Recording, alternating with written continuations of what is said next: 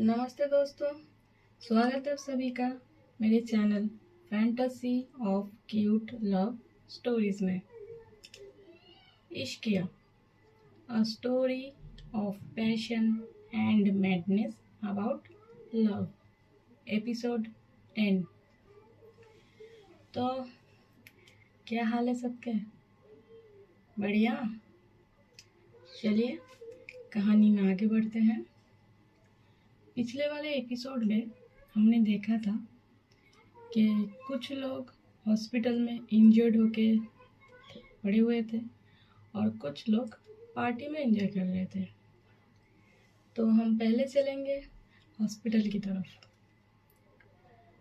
विकास, वंदना का भाई, वंदना के पास घुटने पे बैठ के उसको शांत करने की कोशिश कर रहा था क्योंकि वंदना बहुत ज़्यादा रो रही थी। इतने में उनके रूम में जहाँ वो लोग एडमिट थे, पुलिस वाले एंटर करते हैं, जहाँ पे एक इंस्पेक्टर अपने 2 कांस्टेबल्स को लेके आए थे क्योंकि इतना बड़ा जो घटना हो गया है तो उसका बयान लेना है विक्टिम्स का।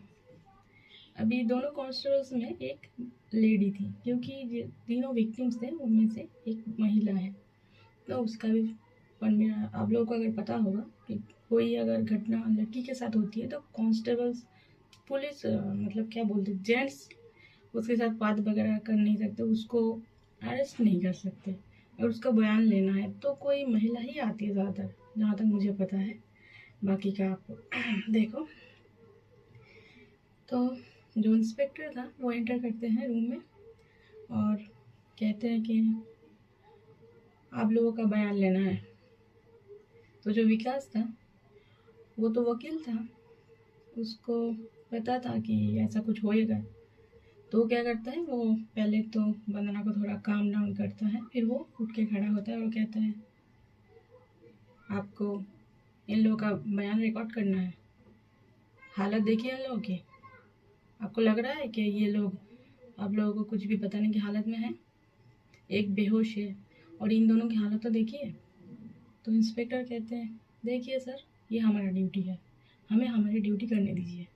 इंस्पेक्टर, मुझे पता है आपकी ड्यूटी क्या है, तो आप मुझे समझाइए मत। अभी जो इंस्पेक्टर था उसको मालूम नहीं था कि जो विकास है ये एडवोकेट है, बहुत बड़ा एडवोकेट है। तो वो थोड़ा बहुत विकास को मतलब गुस्से से बोलने की कोशिश कर रहा है कि सर आप हमारे काम में इंटरफेयर मत कीजिए। तो जो विकास है वो कहता है इंटरफेयर नहीं कर रहा हूँ, आपको समझा रहा हूँ, अभी ये लोग बयान नहीं देंगे। तो जो पुलिस वाला था वो मानता नहीं है क्योंकि उसको अपना काम करना था। इतने में जो लेडी कांस्टेबल थी वो सामने आती है और वंदना से थोड़ा बहुत बातचीत करने की कोशिश करने लगती है। अभी क्योंकि जो वंदना है वो रो रही थी, तो जो भी सवाल जो कांस्टेबल थे वो पूछ रही है, वंदना बता तो रही है पर वो रुक रुक के और रोते हुए बता रही है। अभी जो विकास है वो तो पहले से ही गुस्से में था, ऊपर से ये लोग आके वापस उसकी बहन को परेशान कर रहे तो वो और चिढ़ जाता है। वो क्या करता है, वो गुस्से से चिल्ला देता है, जिससे कि जो महिला कांस्टेबल थी वो रुक जाती है। तभी जो इंस्पेक्टर थे वो कहते हैं देखिए सर, आप हमारे काम में बहुत ज़्यादा इंटरफेयर कर रहे हैं, आप बाहर जाइए, हमें लोगों का बयान रिकॉर्ड करना है। तो विकास जो है अब तो बस उसके बर्दाश्त की हद थी। वो क्या करता है, वो जो महिला कांस्टेबल थी खड़ी उसके साइड से ये इंस्पेक्टर जो पीछे खड़ा हुआ था वो उसके सामने आता है और कहता है आपको पता भी है आप किससे बात कर रहे हैं? मुझे क्या आपने कोई आम आदमी समझ के रखा हुआ है? वकील हूँ मैं हाई कोर्ट का, आपकी क्या काम है क्या नहीं है ये मुझे बहुत अच्छे से पता है, समझाइए मत मुझे। इंस्पेक्टर अपनी ड्यूटी करिए पर आम आदमी को परेशान करके नहीं।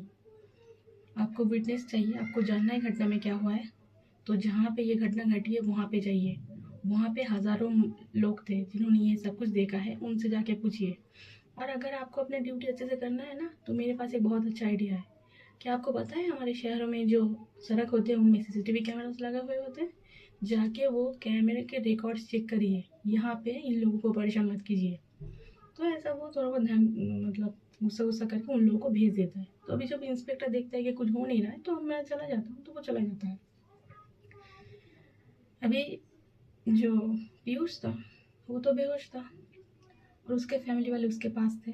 तो जो विकास है वो क्या करता है, वंदना को लेके घर जाने की बात करता है। पर वंदना जाना नहीं चाहती थी क्योंकि पीयूष की जो हालत थी वो ऐसे उसको छोड़ के उसका मन नहीं कर रहा था कि मैं चली जाऊँ। अभी इतना उसको मार पड़ी है, उसने वो सब कुछ देखा है, तो कहीं ना कहीं बहुत ज़्यादा उसको तकलीफ हो रही है पीयूष के लिए। उसके साथ भी बदतमीजी हुई है बट पीयूष के लिए उसको ज़्यादा बुरा लग रहा था। अभी उसकी हालत भी देखो, उसके पैर तोड़ दिए, हाथ की उंगलियां टूट चुकी, मतलब कितनी बुरी तरीके से गंदी तरीके से उसको पीटा है इन लोगों ने। तो वंदना जाना नहीं चाहती थी।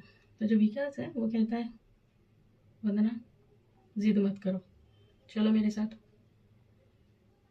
भैया प्लीज़, मुझे नहीं जाना, मुझे पीयूष से बात करनी है। उसको एक बार होश में आने दीजिए, फिर आपको जहाँ लेके जाना है आप मुझे लेके चले जाना। वंदना वो अभी होश में नहीं आएगा, उसको जो भी इंजेक्शंस लगाए गए हैं कल सुबह से पहले वो होश में नहीं आएगा। भैया प्लीज़, मुझे रुकने दीजिए उसके पास। वंदना उसके फैमिली वाले हैं उसके पास, तुम घर चलो। मुझे मुझे नहीं जाना, मुझे यहाँ रहने दीजिए प्लीज़, मुझे यहाँ रहने दीजिए। मुझे फोर्स मत करिए भैया, मुझे पीयूष के पास रहना है। देखो वंदना, मैं तुम्हें इस हाल में यहाँ पे छोड़ के नहीं जाऊँगा और ना ही मैं तुम्हें वो जो आलोक था उसको भी ले जाने की बात यहाँ पे हो रही थी। तो जो विकास वो कहता है, ना ही मैं तुम्हें यहाँ छोड़ूंगा ना ही आलोक को। जिन लोगों ने तुम्हारे साथ ये सब हरकतें की है, क्या गारंटी है इसकी कि वो लोग वापस नहीं आएंगे? अगर उनको पता चलेगा कि पुलिस में हमने कंप्लेन की है, पुलिस इस सब में इन्वॉल्व हो गया है, तो हो सकता है वो वापस आए और कुछ उल्टा सीधा हो जाए। मैं तुम्हें यहाँ नहीं छोड़ूंगा, तुम मेरे साथ घर चलोगी। आलोक, तो आलोक जो है वो सीधा होकर बैठ जाता है। वो कहता है, हाँ जी भैया, तुम ही मेरे साथ चलोगे, चलो। तो जो विकास है वो पीयूष की मम्मी जी से कहता है, आंटी जी मैं अपनी बहन और आलोक को लेके जा रहा हूँ, आप लोग पीयूष के पास रुकिए और कोई प्रॉब्लम हो मुझे फ़ोन करिए।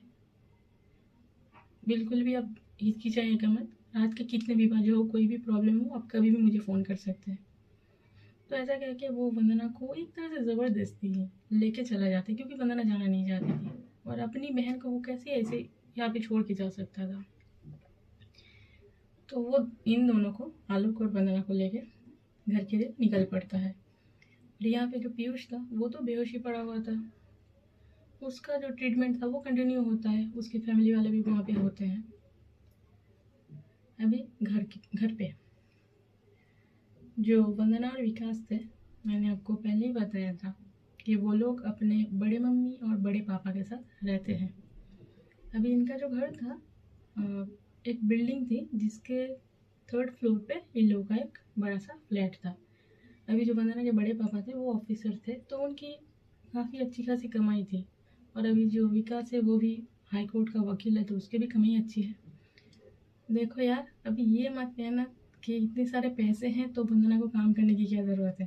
अरे यार, उसके भी कुछ अपने सपने हैं, उसको भी अपने लाइफ में कुछ करना है। ये नहीं कि घर वालों को पैसा है तो बस पैसा उड़ाती रहो। अपनी वंदना वैसी नहीं है, बहुत सेल्फ कॉन्फिडेंट लड़की है वो, उसको अपने लिए कुछ करना है। उसको क्या है, जो हमारे चौहान साहब हैं उनकी तरह एक बड़ी बिजनेस वुमन बनना है, उसको बिजनेस करना है। तो जो ये कंपनी है जहाँ पे काम कर रही है अभी चौहान साहब के, वहाँ पे जब से उसने काम ज्वाइन किया है उसको बहुत कुछ सीखने को भी मिल रहा है। तो यही वजह है कि वो घबराई हुई थी कि अगर मैंने विक्रम के साथ झगड़ा कर लिया है तो कहीं वो मुझे नौकरी से ना निकाल दे। उसकी रीज़न ये नहीं थी कि उसको और कहीं नौकरी नहीं मिलेगा, क्योंकि ये बहुत बड़ी कंपनी है और यहाँ पे रह के मैं जो सीख रही हूँ आगे जाके मेरा काम आएगा, उसका ये मानना था। तो इसीलिए वो नौकरी छोड़ना नहीं चाहती थी। समझ गए? क्लियर? तो हम कहानी में आगे बढ़ते हैं। तो अभी जो वंदना विकास और आलोक हैं, वो लोग पहुंचते हैं वंदना के घर पे। तो जैसे ही बेल बजाते हैं, विकास जो है बेल बजाता है, दरवाज़ा खोलते हैं वंदना की जो बड़ी मम्मी थी वो, और वो देखती हैं हालत पहले तो वंदना की, उसके बाद आलोक की। तो वो क्या करती है, वंदना को हक कर लेती है और फिर उसको घर के अंदर लेके आती हैं और ये लोग भी अंदर आ जाते हैं। वहीं पे हॉल में सोफे पे बैठे हुए थे वंदना के बड़े पापा। तो वो उठ के आते हैं और वंदना के पास आके उसको सर को सहलाते हैं और कहते हैं कोई बात नहीं, कुछ नहीं हुआ है, सब कुछ ठीक है, शांत हो जाओ, जाओ अपने रूम में जाओ, जाकर फ्रेश हो लो, और इस बारे में अभी कोई बात नहीं करेंगे, जाओ अंदर जाओ। विकास, हाँ जी बड़े पापा, कुछ पता चला कौन लोग थे? नहीं, वो पुलिस वाले देख रहे हैं, वो लोग इन्वेस्टिगेशन कर रहे हैं, शायद कुछ पता चल जाएगा कल तक। इस बारे में कोई नेग्लिजेंसी नहीं चाहिए मुझे। बच्चों पे हमला हुआ है, तुम खुद पता लगाओगे। कल तुम जाओ, जाके उनसे बात करो, और जहाँ भी ये घटना घटी है, तुम्हारी भी बहुत सारे सोर्स है ना, तो उन लोगों से भी पता लगवाओ। और हाँ, एक और बात, अब से वंदना अकेले ऑफिस नहीं जाएगी, तुम उसे छोड़ने जाओगे और उसको वापस लाने जाओगे, समझ गए? हाँ जी बड़े पापा, ठीक है। तो ऐसा कहते हुए वो जो वंदना थी वो अपने रूम में चली जाती है, क्योंकि वो बात करने की हालत में नहीं थी। वो अपनी बड़ी मम्मी को छोड़ती है और अपने रूम में जाके दरवाज़ा बंद कर देती है। और यहाँ पे जो आलोक था वो वही विकास के साथ खड़ा हुआ था। तो विकास कहता है आलोक, तुम मेरे रूम में चलो और वहाँ जाके अपने आप को थोड़ा बहुत साफ कर लो, क्योंकि उसके कपड़े फट चुके थे ना, तो कपड़े वगैरह सब चेंज करने के लिए विकास बोल रहा था। तो आलोक क्या करता है, विकास के रूम में चला जाता है। विकास उसको थोड़ा हेल्प करता है, क्योंकि उसकी जो हालत थी अपने आप वो कुछ कर नहीं पाएगा, हाथ में भी चोट लगी थी ना, उसके सर फटा हुआ था। तो विकास उसको हेल्प करता है, उसके कपड़े वगैरह चेंज करवाता है, फिर थोड़े बहुत मेडिसिन थे वो देता है, और फिर वापस आलोक को लेके आ जाता है हॉल में। आके उसके बड़ी मम्मी और बड़े पापा के साथ बैठ के इस बारे में डिस्कशन करने लगते हैं वो चारों। पर वहाँ पे वंदना नहीं थी, वो थी अपने रूम में। तो चलो उसके बारे में हम थोड़ी देर बाद बात करेंगे, अभी चलते हैं पार्टी में। हाँ जी, वहीं पे जहाँ थे हमारे वो मजनू रोमियो, कुछ भी कहो, या फिर गब्बर सिंह कह लो, हमारे विक्रम साहब, वो कर रहे थे डांस और फ्लर्ट एक साथ, क्योंकि अपना बंदा बहुत टैलेंटेड है। और ऐसे ही डांस करते हुए और अपने बातों से इम्प्रेस कर लेता है वो तनीषा को। तनीषा याद है ना, वो साइकोलॉजी की बंदी।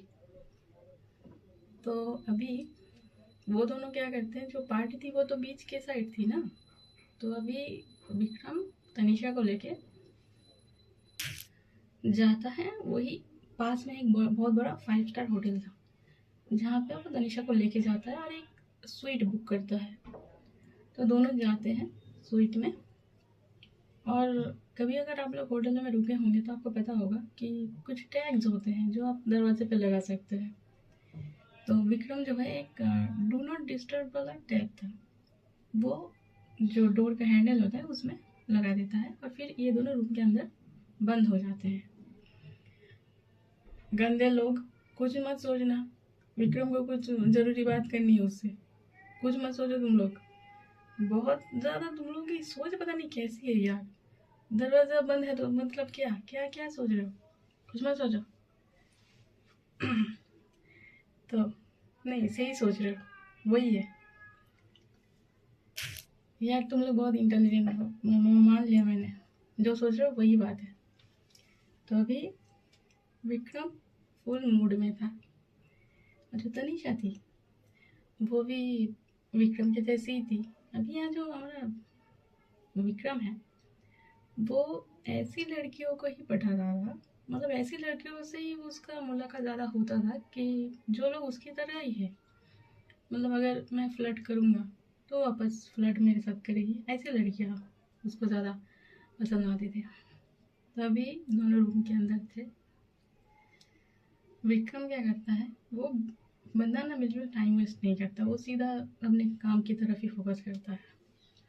वो जाता है तनिषा के पास और जाते हुए जो अपना उसका शर्ट था, क्योंकि वो कोट सूट में नहीं आया था, बीच पार्टी थी, जो उसका शर्ट था उसके ऊपर के 2 बटन वो निकाल देता है और फिर तनिषा के पास जाके, तनिषा के बाल खुले हुए थे तो वो क्या करता है, अपना राइट हैंड लेके जाता है और उसको गर्दन से पकड़ के अपनी तरफ खींच देता है और फिर वो करता है उसको किस।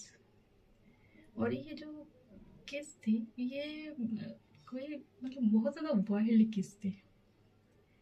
तो ऐसे ही वो तनिषा को वाइल्ड तरीके से उसको किस कर रहा था, बहुत सारा किस कर रहा था, उसको उसके होठों पे बाइट कर रहा था।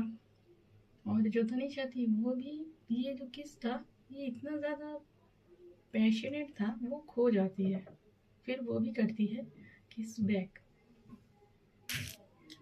अब ये ऐसे ही दोनों एक दूसरे को पागलों की तरह किसेस करने लगते हैं। फिर जो उनके पैर थे वो भी बराबर चल रहे थे, मतलब किस करते हुए वो लोग एक जगह पर खड़े नहीं थे। तनिषा और विक्रम चल रहे थे किस करते हुए, और ऐसे ही वो लोग पहुंचते हैं बेड के साइड और फिर गिर जाते हैं वहीं पे।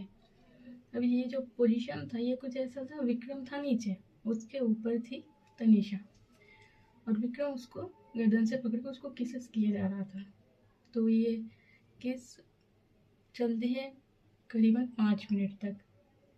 फिर जो तनिषा है वो क्या करती है, विक्रम को थोड़ा धक्का देती है, फिर वो थोड़ा ऊपर की साइड उठती है और जो विक्रम के शर्ट थे उसके सारे बटन निकाल देती है और देखती है उसके जो बॉडी थे, उसकी बॉडी को अच्छे से वो निहारती है। अभी अगर आपने पहले वाले एपिसोड देखे होंगे, मैंने बताया है कि जो विक्रम का फिगर था वो मस्त था, बहुत ज़्यादा हैंडसम था, उसके 6 पैक थे। तो तनिषा ये जो देखती है उसका होश बिल्कुल ही खो जाती है, वो होश में ही नहीं रहती। वो पहले तो क्या करते हैं, अपने दोनों हाथ लेके जाती हैं विक्रम के आंखों के पास, फिर धीरे धीरे करके नीचे की तरफ वो आती रहती है अपने हाथों से, और फिर उसका चेस्ट, फिर उसके बेली, ऐसे करके जो उसका नेवल साइड है वहाँ आके वो रुक जाती है और अपने हाथों से सहलाने लगती है। फिर वो क्या करती है, वो जाती है अपने जो उसका शर्ट थोड़ा बहुत उसने निकाल लिया था वो कैसे करके उसका पूरा निकाल देती है। और जो विक्रम था वो तो नीचे लेटा हुआ था, वो अभी वेट कर रहा था अपनी बारी आने का। तो तनिषा मेहनत कर रही थी। अभी तनिषा ये सब कुछ कर ही रही थी, इतने में जो विक्रम था वो वापस थोड़ा ऊपर की तरफ उठता है और तनिषा को अपने ऊपर वापस खींच लेता है, फिर उसको किसेस करने लगता है। तो ये किस करते करते तनिषा वापस उसके चेस्ट पे थोड़ा धक्का सा देके ऊपर की साइड उड़ जाती है और फिर वो उसको गर्दन से किस करने लगती है, उसके गर्दन के साइड, फिर उसके चेस्ट के साइड। और वो किसेस किए जा रही थी, उसके निपल्स को बाइट करती है, उसके चेस्ट को किसेस कर रही थी, फिर उसके बेली के साइड, वो हर जगह उसको किसेस किए जा रही थी। और ये जो सिलसिला है वो थोड़ी देर तक चलता है। फिर जो विक्रम है उसको अब कंट्रोल नहीं होता, वो क्या करता है, तनिषा को अपने ओर खींच के उसको पलटा देता है। फिर वो आता है तनिषा के ऊपर। अभी जो विक्रम था वो पहले तो तनिषा को डीपली किस करने लगता है, फिर उसके जो कपड़े थे वो धीरे धीरे करके निकालने लगता है और थोड़ी ही देर में इन दोनों के ये जो सारे कपड़े थे वो एक एक करके बेड के साइड गिरने लगते हैं। और जो हमारा बेड का सीन था वो कुछ ऐसा था, दोनों निर्वस्त्र थे, मतलब कोई भी कपड़ा उनके ऊपर नहीं था और एक पतली सी चादर थी जो दोनों को ओढ़ के रखा हुआ था। विक्रम तनिषा पे पूरी तरह से हावी हो चुका था, वो उसको किस कर रहा था, बाइट कर रहा था, यहाँ तक कि वो उसके निपल्स को भी इतनी हार्ड तरीके से बाइट करता है कि कहीं कहीं से उसके बॉडी में कहीं कहीं से ऐसा बाइट कर दिया था, उसने खून निकल आया था। और इससे क्या हुआ था, तनीषा के आह निकल गए थे। और ये सिलसिला थोड़ी देर चलता है और जो तनीषा है उसको बर्दाश्त नहीं हो रहा था, ये जो बाइट्स विक्रम कर रहा था उससे बर्दाश्त नहीं हो रहा था। वो कहती है कि Vikram stop please, you are hurting me, come on baby girl, मैंने तो अभी तक शुरू ही नहीं किया है, ये तो बस डेमो है, तुम इतने में ही बस कह रही हो, तो आगे क्या होगा। तो ऐसा बोल के फिर वो अपने आप को रोकता ही नहीं, वो टूट पड़ता है तनीषा पे। और फिर इनका प्यार कह लो या कुछ भी कह लो, ये चलता रहता है। और ये जो सिलसिला है ये चलता है करीबन 2 से ढाई घंटे तक।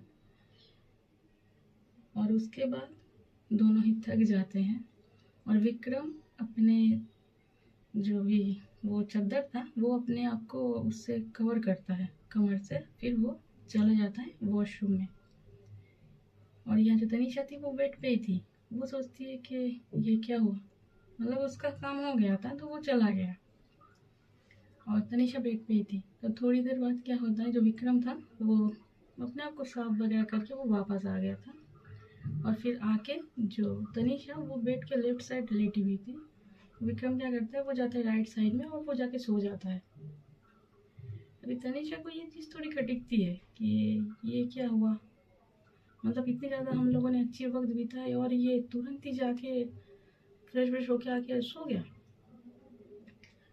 तो वो क्या करते हैं, विक्रम के पास थोड़ा जाने की कोशिश करती है और उसके जो सर था बालों पे थोड़ा हाथ फेरने लगती है। तो जो विक्रम है वो थोड़ा इरिटेट होकर ही कहता है, तनीषा जाओ जाके अपने आप को साफ कर लो और परेशान मत करो मुझे, मुझे नींद आ रही है, जाओ जाके साफ कर लो और आके सो जाओ। तो अभी जो तनीषा है उसको थोड़ा बुरा लगता है क्योंकि अभी इतना अच्छा वक्त बीता है, फिर उसके बाद तुम ऐसी बातें कर रहे हो। तो वो क्या करती है, वो कुछ कहती नहीं है, वो चली जाती है वॉशरूम में। अभी देखो यार, यही फर्क होता है लव और लस्ट में। प्यार कभी बॉडी की नीड नहीं मांगता, प्यार में आपको बॉडी की नीड नहीं होती है। प्यार ऐसी चीज होती है जो आप दूर रह के भी महसूस कर सकते हो। वो बंदा अगर आपके साथ नहीं भी हो, मतलब आप लड़के हो तो आपकी बंदी और लड़का है आप लड़की हो तो आपका बंदा, वो अगर आपके पास नहीं भी हो, आप भले उसको देख ना पाओ, उसको छू ना पाओ, उसकी बातें ना सुन पाओ, फिर भी आप उसको महसूस कर सकते हो। आप उसके जो ख्याल है उससे ही आपके चेहरे पे एक मस्त मुस्कुराहट आ जाएगी। पर लस्ट, उसमें तो आपको बस अपनी जो भी है नीड पूरी करनी है बस। तो यही यहाँ पे हो रहा था। विक्रम को तो इस लड़की से प्यार नहीं था, उसको बस अपनी बॉडी की नीड पूरी करनी थी। जैसे उसका काम हो गया वो जाके सो गया। तो अभी हम जाएंगे वंदना के पास, भी होटल को यहीं पे छोड़ते हैं। जो वंदना थी वो चली गई थी अपने रूम में। और हाँ, ये थोड़ा टाइम के पीछे जा रहे हैं हम लोग क्योंकि जो होटल में था वो तो बहुत टाइम गुजर गया था ना, 2-3 घंटे मैंने बोल दिया, तो ये थोड़ा टाइम में पीछे था। वंदना थी अपने रूम में और बाकी लोग हॉल में बैठ के बातें कर रहे थे। इतने में ही दिखा जाता जो वंदना है वो वॉशरूम में चली जाती है। ना अपना वो टॉवल लेती है ना अपने कपड़े लेती है, क्योंकि वो अपने होश में थी ही नहीं, वो इतनी ज़्यादा परेशान थी बेचारी। वो कुछ भी कपड़े वगैरह कुछ नहीं लेती, वो सीधा चली जाती है वॉशरूम में और वहाँ जाके शावर ऑन करती है और उसके नीचे खड़ी हो जाती है। वंदना खड़ी थी और शावर का पानी उसके सर से होते हुए उसके पूरी बॉडी को भिगा रही थी और वो अपना नजरें झुका के खड़ी हुई थी। कुछ मूवमेंट नहीं था, कुछ बातें नहीं थी, कुछ नहीं था, बिल्कुल ऐसे सन्नाटा था, एकदम शांत सा माहौल था और वो शावर के नीचे ऐसे ही खड़ी हुई थी। तो जैसे ही पानी उसके सर से गिर रहा था, उसके जो पिछली वाली बातें थी धीरे धीरे उसको याद आने लगता है, क्योंकि अब तक वो बाकी लोगों के साथ थोड़ा बहुत बात वगैरह कर रही थी, पर यहाँ पे वो बिल्कुल ही अकेली थी। तो उसको पुरानी बातें जो भी उसके साथ हो रहा था वो सब एक एक करके याद आने लगता है, क्योंकि यहाँ पे कोई डिस्ट्रैक्शन नहीं था।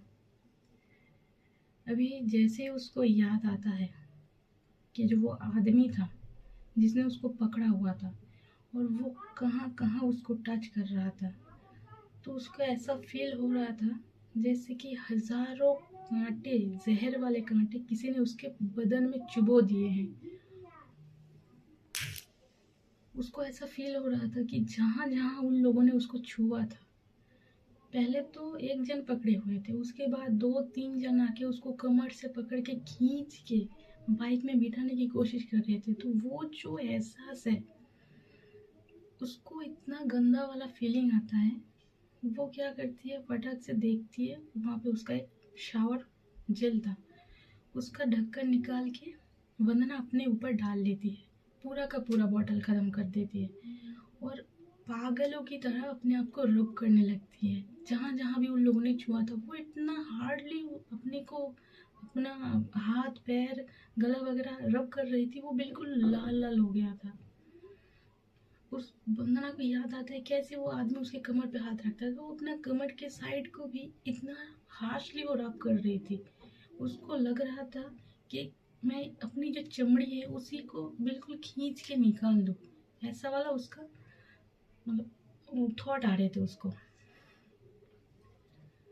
और जो उसका जो पानी वो गिर रहा था, जो वो हार्डली रब कर रही थी ना, तो कहीं कहीं ऐसा हो रहा था कि नाखून लग के वो, क्या बोलते हैं हम लोग, छिल जाता है।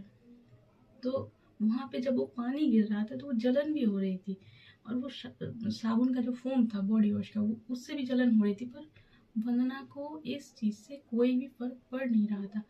उसको कैसे तो अपने आप को साफ करना था, ऐसा लग रहा था वो कहीं कीचड़ में गिर गई थी।